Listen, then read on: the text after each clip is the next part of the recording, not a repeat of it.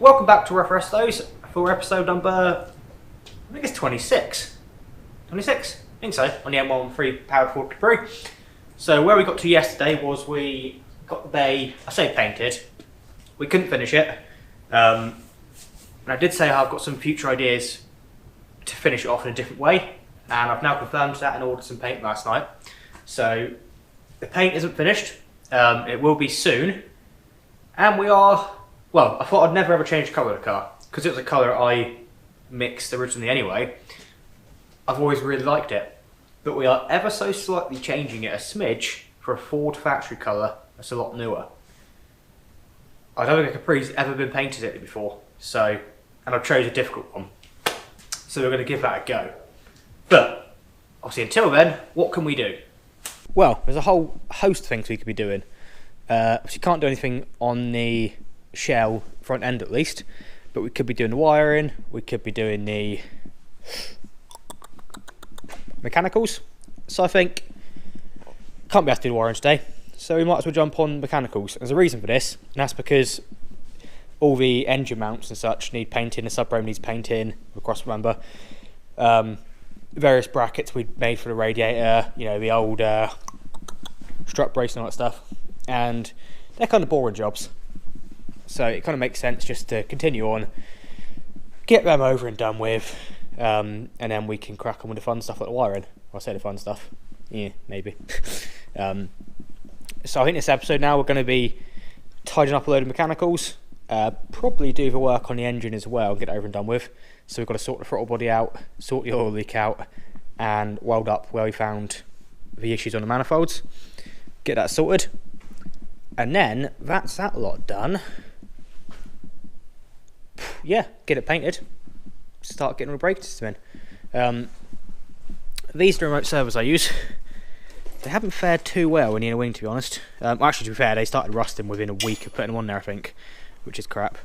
But I can't do much about that. Well, I can do now. They were never protected from factory when they were built. So I'm going to take them apart a minute. What do you want? You lost your ball? And we're going to sandblast them, or at least the cylinders on them, and get them looking pretty again. What else can we do? Don't that. Oh yeah, we've got to paint up a gearbox mount. I know that's already mostly painted, isn't it? Is it? Yes, because we reused that, I think. I can't remember now. Either way, that will probably be painted by hand, because that's just a little touch-up. Sort this out.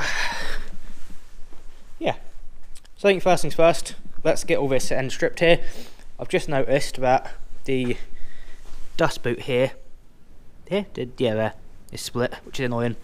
Those arms, although they've been on there ever since I built the car pretty much, they haven't done any miles, and they were goodish arms, so I might see either replace the arms or we'll replace just a dust boot, one of the two.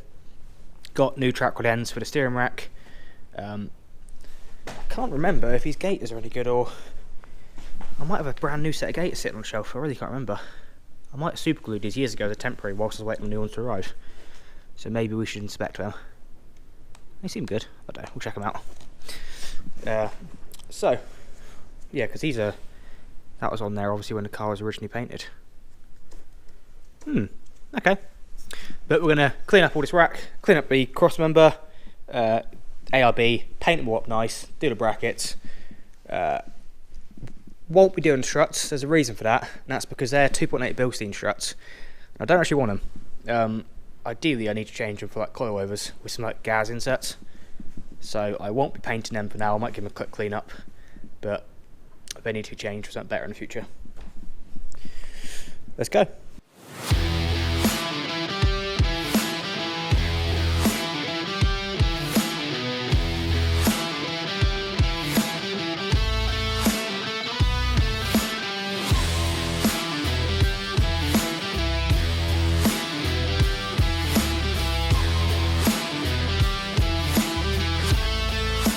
So here's where we're at. These are all the bits, I think, that I want to paint. So we've got like the strut brace, brackets, steering rack, radiator brackets, UJ bits, ARB, all the engine mounts, clamps, spacers, ARB spacers, all that kind of stuff. and then the remote servos. These going to get a gentle blast. The one, to clean them off, two, because the cylinders on them actually rusted within like a month of putting them on the car. Turns out they weren't protected with anything whatsoever, which is a massive shame. So I'll give them a quick clean up and just paint over it. They're going to be in the arch, probably behind guards, cover them down then anyway, but I wouldn't mind just prolonging their life. So yeah, and I forgot they're quite beefy, aren't they? So I've got to paint all that stuff up, get ready to go. So what I've done is I'm going to try and use the blaster again. I really want to use the blaster, although it's messy, noisy, and it's going to absolutely... Last time I used the blaster on the engine bay, I had sand everywhere, like everywhere inside, like, yeah. It's horrific. So I'm going to do it all again. I need to get it set up properly in the booth, and that will make things a lot better. Get some more kit, some better PPE, and get it rigged up properly, and it will be actually a gem to use. So I mocked up this tiny little booth just to try and contain some of the mess. I know it's not going to do much, but it will help hopefully. So we're back at it. I've sandblasted my parts, and the compressor's dead now. She died, motor burnt out. So that kind of puts me back to square one with that stuff. Almost got it all finished, but I ended up finishing up the little parts in my ice cream fridge. So now we've got a whole load of parts blasted or cleaned up to at least where I need to be. The workshop's a mess, but oh well, not too worried. Yeah, so I think now I'm going to chuck down first coat of epoxy primer, get all these in primer, probably be 2 coats of primer, and then we're on to doing some colour after that. So let's see how this goes.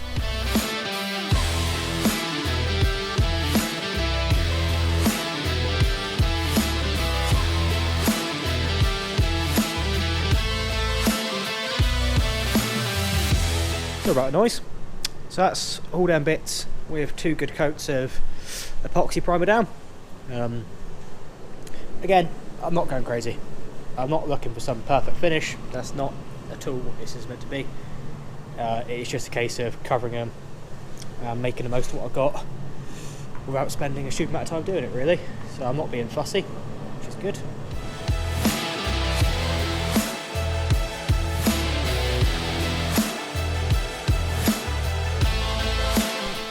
There we have it, just what I was expecting. Pretty poor finish, obviously, because cold, like pretty much no prep. But we've got all the brackets painted. Bit of orange. Now this orange, for those of you who are keen-eyed, is actually the mistake orange, the paint I made out of messing up Capri paint. Whoops. So I might still paint the tie rods black, obviously, but I don't need anything special for that. Actually, yeah, put overspray. That's to be expected. Oh well. Cross member. That's all looking lovely and shiny, which is good. Although you don't really see it once the engine's in place. And then there, they've got a layer of protection. Obviously they're crap, but they're now actually protected as opposed to the crap paint that comes on them and the no paint that comes on the thingy. It should work just fine, hopefully. So now, next on the cards. Well, the workshop's a mess. I'm thinking that maybe we continue this video with paint and finish off the engine bay now that we've actually got the paint. Make it sort of the last real painting episode of anything to do with this project at the minute. Be nice. That way, after that, it's just mechanicals and plumbing and all that kind of stuff. So, I'm going to tidy up because the workshop's a mess. The next lot of paint is actually a 2-stage base over clear coat. Never done 2-stage before, so that's going to be fun. But for that, I want a nice clean workspace. I want a better focus. So I reckon I start having a good tidy up now. Ditch all the compressor that's in my way up there because it's broken anyway. Get rid of all the sandblast and stuff. Put all the tools back, and then make myself a nice working environment to better actually concentrate and focus on trying to do this paint job on this lot. Because that's going to be rather stressful and fun at the same time. Looking forward to it. But that's going to be tomorrow's job, or tomorrow morning or whatever. and that's New Year's Eve. So hopefully we can finish off the paint, have a stroke of good luck before we go into a new year. That'd be nice. So, workshop. Tidy. Means I can now think. We're now New Year's Eve. Got our paint. Got an engine bay. What I need to do now is prep it for paint again and paint it. So, what's on the cards? Obviously the finish is on here already at the front is excellent. So that just needs keying up. So that'll get like just a grey Scotch-Brite, that's all it needs. Same with probably a lot of the top of the wings and that. See where I managed to get my runs, I need to flatten them out really carefully. Around the back here, again, maybe a light bit of sanding on some of it, but not much. The thing is,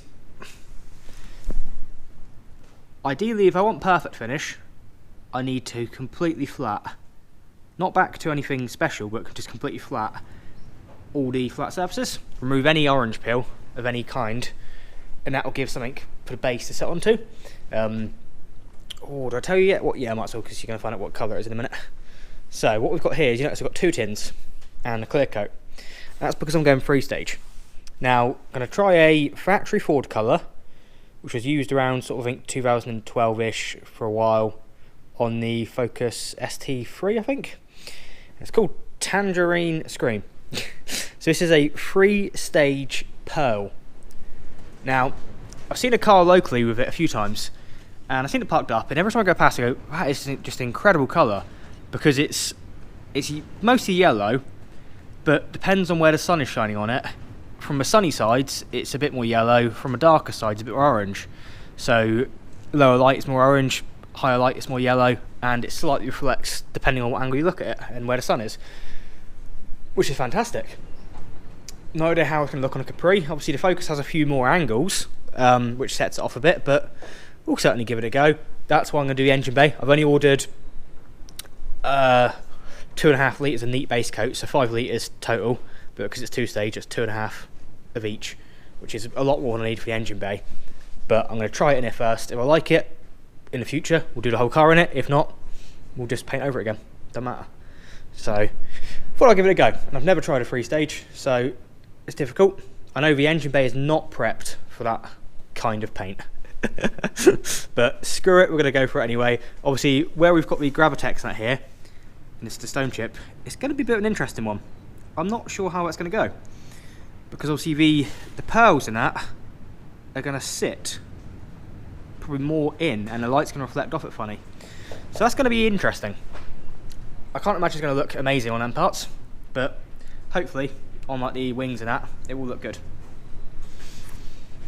Only doing a slam panel, the inside of the engine bay. We're not doing the wing rails, headlights, front balance, because that will look more odd than we've got currently. So we've got enough paint on all them, so I'm going to leave them as they are, because they're probably closer to what's on the car for now, or kind of, not really, but better than nothing. And we're just going to do inside the engine bay this colour. So I'll be masking off again soon, and then we'll have a go. What could possibly go wrong? Oh yeah, nothing's gone wrong so far painting this. But I want to start the new year on a good foot, so if we can get this painted with some success for the new year, I'll be a happy bunny, definitely.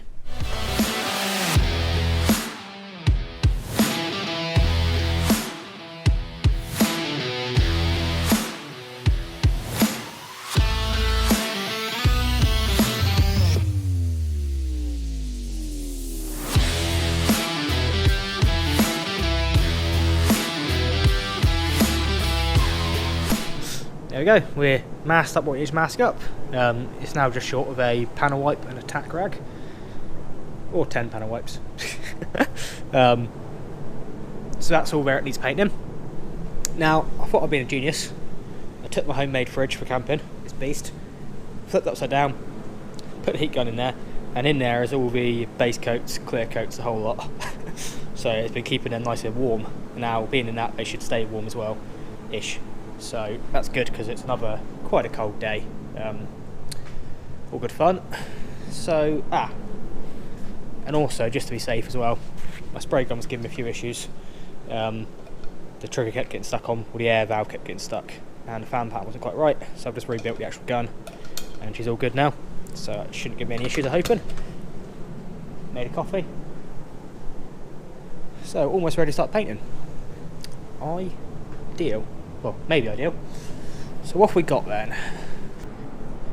So this here is layer 1 of the tangerine scream. So we've got very tangerine-y sort of colour. So that's our orange. Now this is neat base coat. So all I do is mix it 50-50 with 2K or base coat thinners.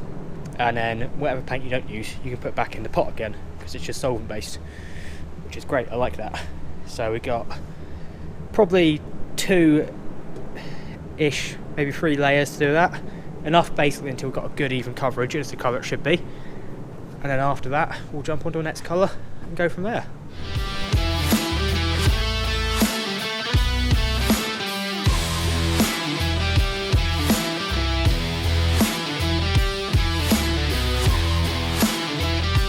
So, back onto the engine. Now, I know we just started on paint. It's been a few days since then. Back in the booth, so I'm happy. Got my heating. Got actually a workshop heater in order as well. I'm properly, you know, luxury. But I've got a gas heater still on. Now, would you believe it if I said it had been an absolute nightmare again? So obviously last time you saw me, I started putting on the orange base coat from the, obviously sanded down and keyed up 2K yellow. So that should have been a nice perfect place to put the base coat onto. Turns out it wasn't. Well, it kind of was, and then it obviously wasn't. So it was too cold in the workshop, it wasn't drying quick enough, and I'd issued the solvents.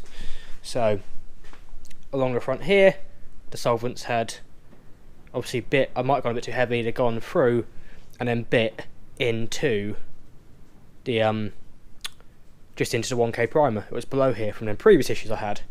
So that caused issues on the front here. So then I had to sand all that back, bar coat it, sort it out, start recoating it again. So I'm doing that in here.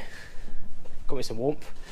And then turns out it gets a bit too, I'd probably put it on a bit heavy again, but over here, and it had gone through the 2K paint, through the epoxy, and bit into the well, first off it bit into the seam sealer around the place, everywhere, and then it did eventually bite into the Gravitex. That's caused me no end of issues around the place. Some I'm just leaving as they are. I've just knocked them down a bit, put a bit bar coat on them, left them, because the bar coat is a fantastic product that it should theoretically seal between old layers of paint and new layers of paint and create a surface that the solvents won't creep through.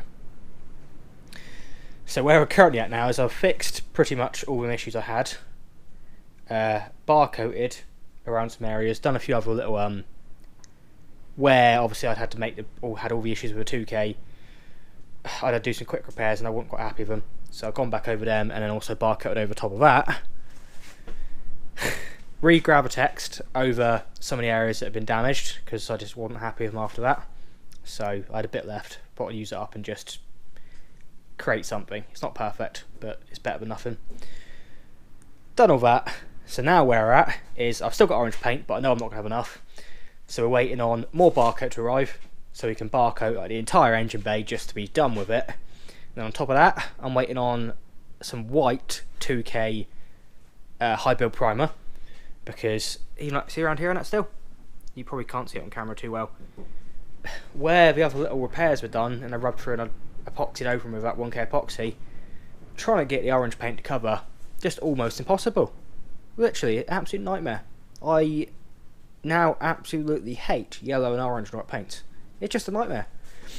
When I was spraying, suddenly the all them bits I'd done earlier on the episode, using the black, that was like heaven to me again.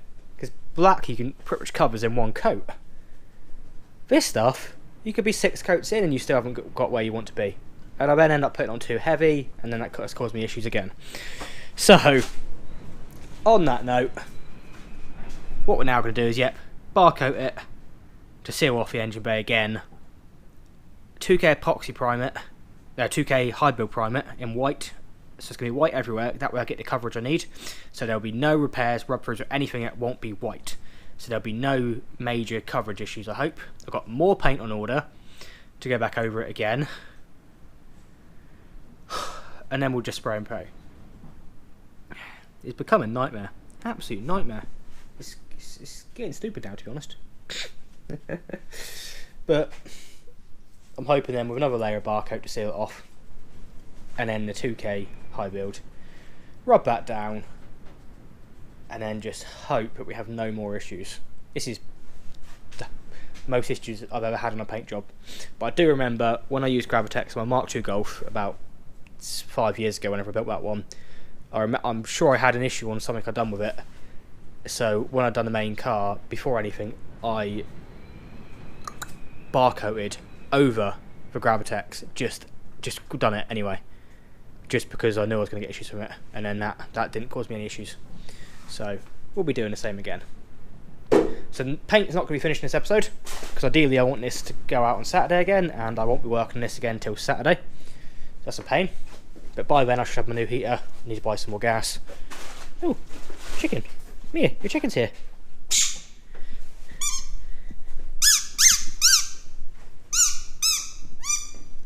Oh yeah, a little update. I know some people, so in the last video I had issues with the puppy running in when I'm painting.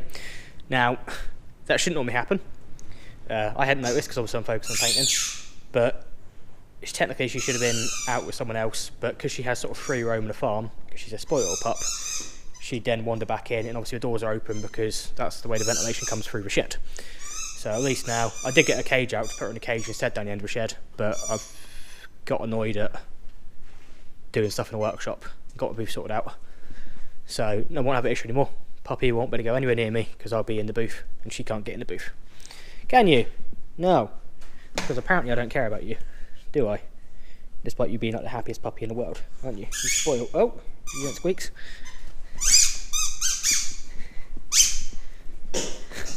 So, onto the engine. I don't know why I've done it now. We've got a squeak in the background, haven't we? Where's that ball? Where's your ball, Mia? That's much quieter. So you probably remember me saying previously we had some oil leaks. I just pulled the engine oil out the engine. I think we've lost about 2.5 litres at least on the floor since it's been parked up the last don't know how many months.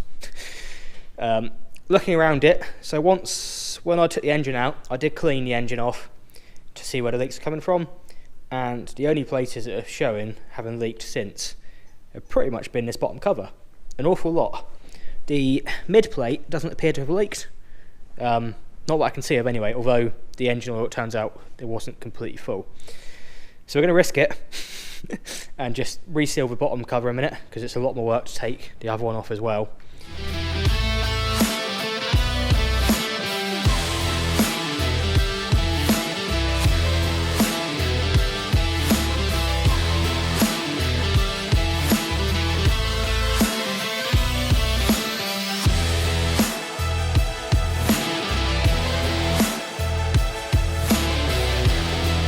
That was an interesting one.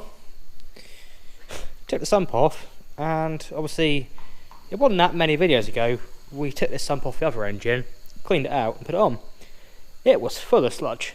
Full. There was a lot of, surprising amount of crap in that sump. Well, that's mixed of petrol diesel, but that's what I got out of it. Yet to see if there's any big particles in there or how bad it is. But that sump was clean when I put it on there, because I always clean out sumps obviously before I put them on a vehicle. That's just good housekeeping.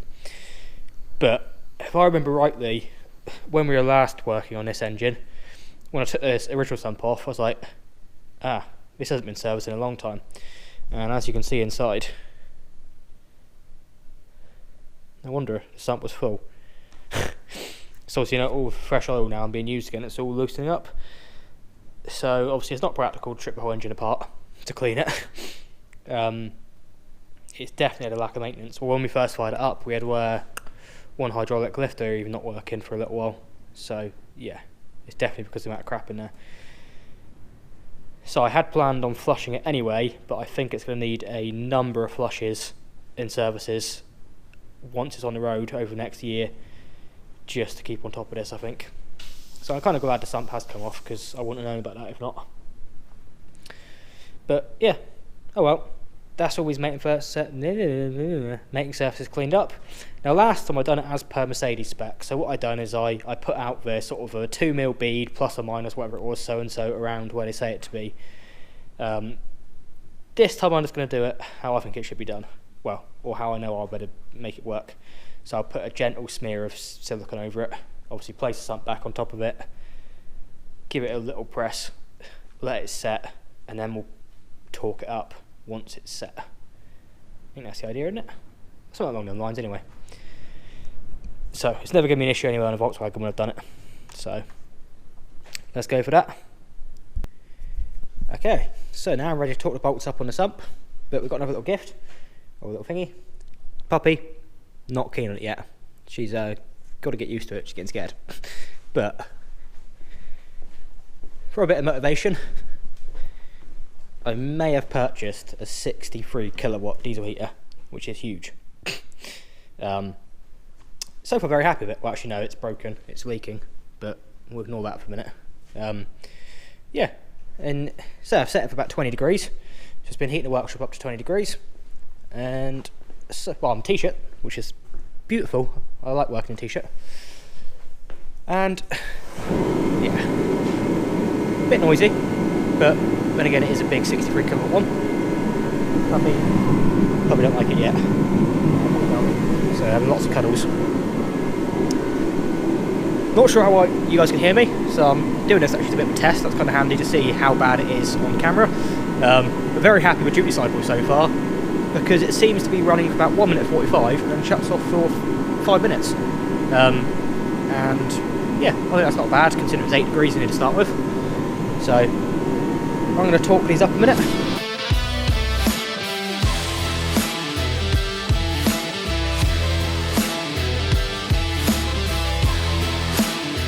The last time this bay was grey was, well, when it was sandblasted, and then when it was, well, I guess epoxy primed multiple times, and high build primed. And now we're back to a stage again. Oh dear. So, but where we had the issues, it's looking a bit better. You can kind of still tell maybe a smidge, not much. Once the high build's gone on, obviously last time I didn't high build the this time I might try high build it and see what happens. So I can't rub it down, but it might add another little texture to it, which makes it less visible. I don't know, we'll see.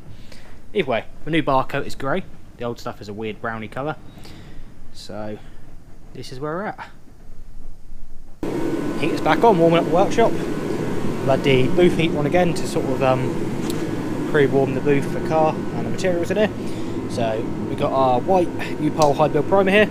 Now I just looked at the technical data sheet for this one, and it's pretty handy actually. So this primer now you can use as a high build primer at a 4:1 mix with no reducer. You can use it as a primer surfacer with a 4:1 mix with reducer, or you can use it as a wet on wet primer. What do they call it now? It's like a spot repair thingy majiggy. Not primer surfacer, sealer. That's what the Americans use.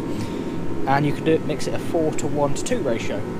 So what my intentions are now is to, oh puppy, oh heater stopped. You happy now?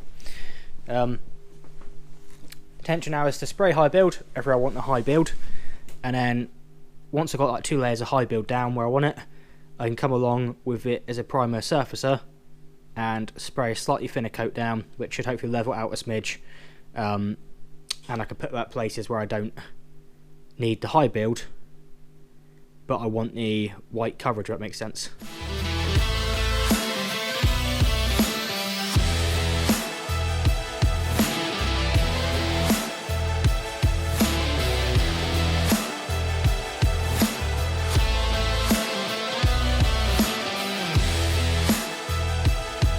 There you go, so now the engine bay is white.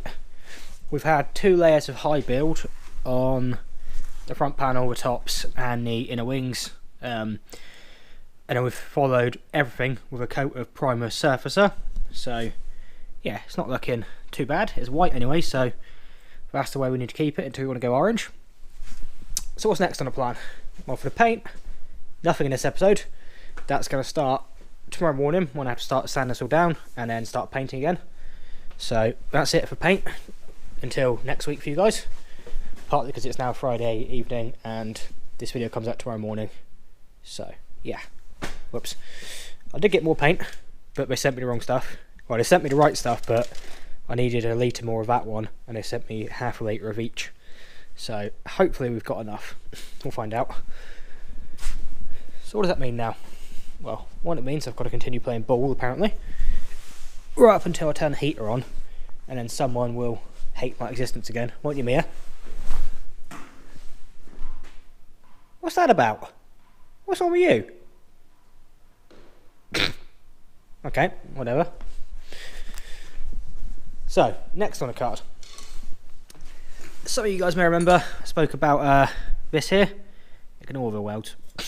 That we're getting like a blow-by issue. And yeah, strange, but we are. It does blow out around here. So this was like a sealed casing before. So it turns out, obviously, I guess this here is like sealed, the outside stainless skin here, whatever it is, it was sealed around the like log manifold inside. And the log manifold inside isn't gas tight. So yeah, instead we didn't notice it until we cut out this more, had a solid sound running engine, and then when it was running smoothly I noticed it was coming out here. So what can we do about it? Well, I think our only option is to tap it in where we can for most of the way around and then weld it up. So it's not going to be pretty. Just going to get the MIG on it and go to town and try and get it sealed. I might have to weld in some plate where these big gaps. We'll see how much I can hit it in, but it's going to be a case of it is what it is. Get it sealed up. I haven't built this thing at all to be pretty, to be honest. It's just functional. A nice stainless manifold one day would be really nice with a proper stainless exhaust, but we are still in the early days of trial in this setup, so I'm not going too keen yet. So I'm going to shut up and crack on with it. What are you looking at me here? What's on? Where's Bull? Where's Bull? What are you on about? I've got a dog in heat now as well, so she seems to be super interested in bulls. Not the usual kind. Are you? What are you doing? What are you doing? Where's your Bull? Where's Bull? What do you want cuddles for? See, I'm a really big dog abuser, aren't I? Yeah. Right, I best crack on. Go get Bull.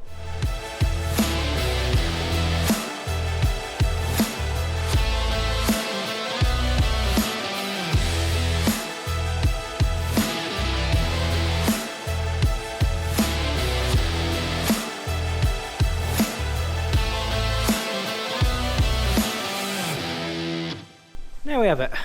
That should do us just fine there. It's not the prettiest in the world. I wouldn't say it's terrible, to be honest. Started welding, I was like, I think it'd be better on a 0.8mm wire, but no, can't be asked to change to 0.8mm wire, so I'll just ignore it. Yeah, about, what, 30 centimetres of weld next, out of welding wire. So that's one reel used.